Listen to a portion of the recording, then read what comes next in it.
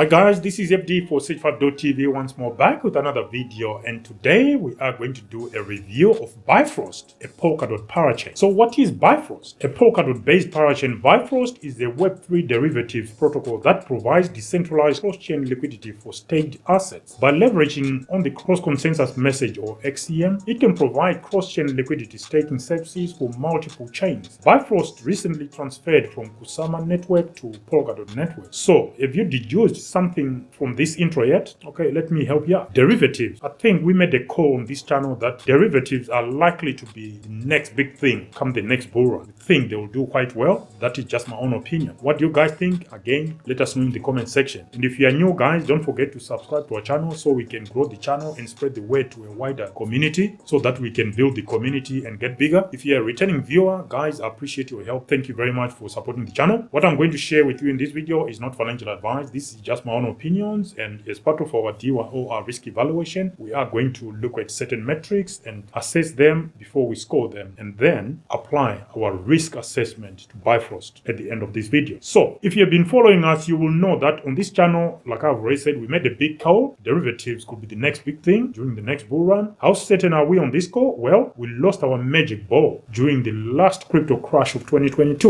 You get it? Yeah. Anyway, what is Bifrost's value proposition? Well, to provide standardized cross-chain interest-bearing derivatives for Polkadot relay chains, parachains, and heterogeneous chains bridged with Polkadot, to lower user staking thresholds, increase multi-chain staking ratio, as well as improve the ecosystem application interest base by creating a three-way positive cycle for stakifying ecosystem by empowering users, multi-chains, and ecosystem application. And then finally, to speculate and hedge investment. What about Bifrost's value capture? Well, starting with liquidity commission, transfer, transact, mortgage, and other behaviors in Bifrost network all need to pay a certain commission to maintain the network. The BNC coin that is used to pay commission will be sent to the treasury for further administration and distribution. All kinds of tokens can pay commission, by the way, or fees. The next tool for value capture is gauge weight. BNC token holders determine the gauge weight of different types of V tokens through staking, thereby regulating parameters such as minting incentives, staking rewards, and liquidity farming. The third value capture tool is slash collateral. Participating nodes will be required to pledge part of the BNC to obtain votes from the asset of staking pool while increasing the cost of slash. Slash collateral will be increased or decreased based on the node's performance score. The next tool to capture value is governance. The BNC token can be used on-chain parliament, technical committee, treasury allocation, referendum governance, node election, and other on-chain governing functions. Holders of BNC can get a right in Bifrost network governance. And finally, staking reward. Part of the staking reward generated from Bifrost will be used for BNC repurchase and put into the state treasury. So those were the 5 value capture tools for Bifrost. Some of the projects on offer from Bifrost are as follows. You got a decentralized application. This is where users can perform activities such as V-staking. With V-staking, tokens represent staked tokens in proof-of-stake blockchains. By issuing V tokens for staked assets, the liquidity of staked tokens can be retained while still earning staking rewards. Next, we have V crowd loan. One of the really interesting use cases of staking derivative tokens are highlighted in the parachain slot auction process. Successful cloud loan auctions lock DOT or KSM. These are the coins for Polkadot and Kusama network respectively, and these tokens can be locked for between 48 to 96 weeks. Bifrost V crowd loan unlocks the liquidity locked in parachain slot auction lockups to allow contributors to take part in DeFi activities. You can also farm rewards on Bifrost as well as swap tokens. There is a debt, you could say, for swapping. Now onto the tokenomics for Bifrost. Ticker symbol BNC, maximum supply 80 million, circulating supply 16.775 million or 21%. Token distribution. Ecosystem was allocated 50% or 40 million. The founders and the team were allocated 20% or 16 million. Seed round was allocated 10% or 8 million. Private round was allocated 5% or 4 million. Marketing was allocated 3% or 2.4 million. Mint drop was allocated 2% or 1.6 million. Foundation was allocated 10% or 8 million. Now, when we do our DYOR risk evaluation, one of the key things we look at is how many tokens have been allocated to insiders or tokens that insiders have got direct control and they can do as they wish. In Bifrost's case, we think 40% of the BNC tokens are under the control of insiders, whether owned or just managed, which is 38.4 million or somewhere thereabouts. Token use cases for the BNC token. The first one is liquidity commission for derivatives, the BNC token is used to pay commissions, including gas fees, and this will be sent to the treasury for further administration and distribution. Then you have /collateral. Staking nodes pledge BNC tokens to obtain votes from staking pool while increasing the cost of slashes. So if they mess about, the BNC tokens they've staked will be slashed. Governance voucher. BNC token can be used on-chain governance to vote on decisions regarding technical committees, treasury allocations, referendums, node election, and other on-chain governance functions. The fourth use case is the capture of staking rewards. Part of the staking reward generated from Bifrost will be used for BNC repurchasing and put into the treasury. So, as part of our DYO and risk evaluation, we apply 13 elements, and the 13 elements are as follows. You got decentralization, security, scalability, interoperability. We then look at the project team. Are they available on public platforms or are they accessible publicly? We then look at use cases for the project as well as the token, if there is one on offer, before we jump into the tokenomics. As far as decentralization is concerned, Bifrost is built on Polkadot network, which is sufficiently decentralized itself and runs a governance process that is also adopted by Bifrost. Users do not require a middleman to interact with the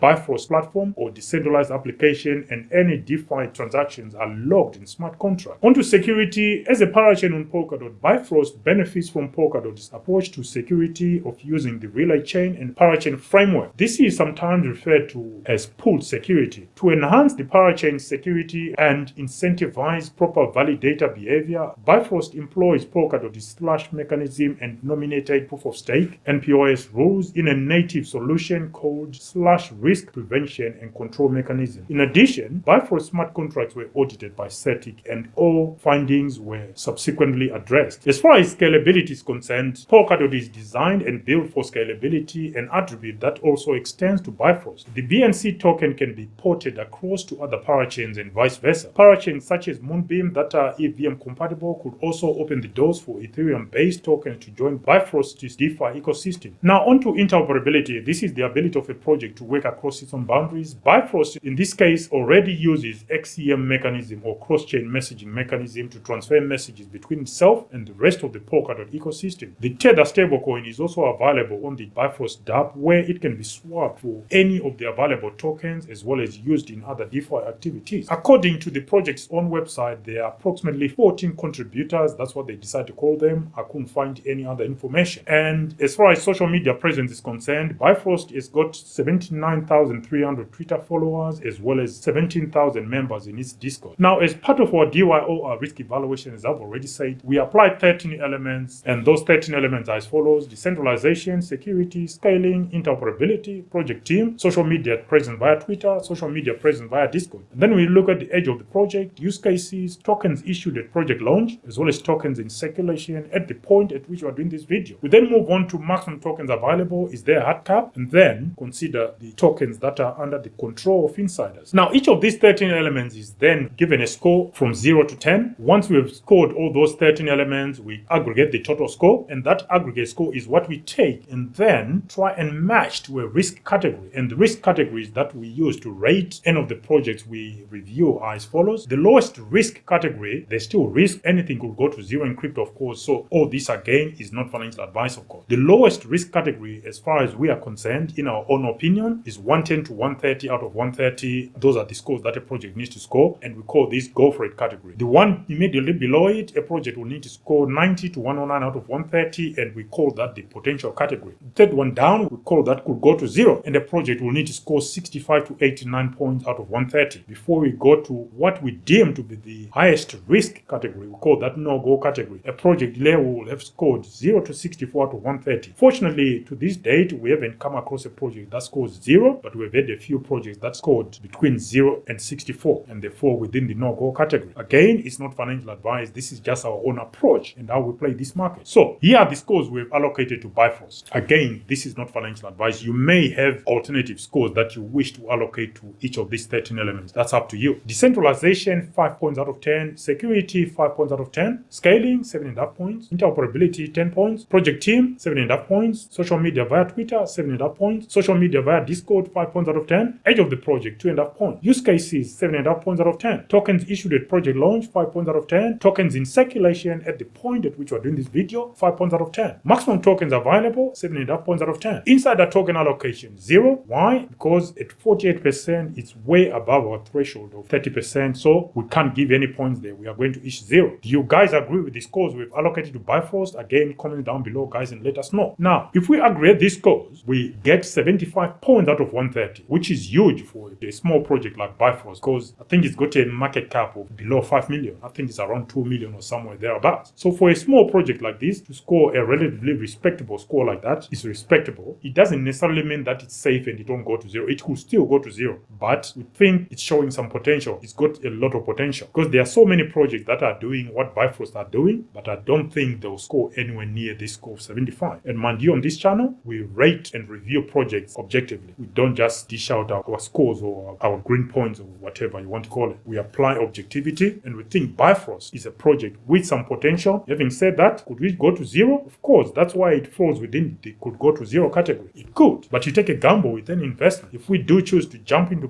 Bifrost, that's what we'll be doing. We're taking a gamble. If it goes to 0, so be it. We'll be at peace with it. Will you? Let us know in the comment section. Do you agree with the scores and the risk level or category of allocated to Bifrost? Again, let us know in the comment section. I do hold Bifrost in my private portfolio. I got a small bag. We don't have Bifrost in any of our public portfolios. Will we be adding it? You never know, but we'll certainly be adding Bifrost as and when the price dumps again from where it is in my private portfolio, because I think it's a project with some future, and it's supporting our theme again, derivative thing that is going to be major. It's going to be huge come the next bull run. But again, that could just be my own opinion. What do you guys think? Until next time, this is FD signing out for now. Bye.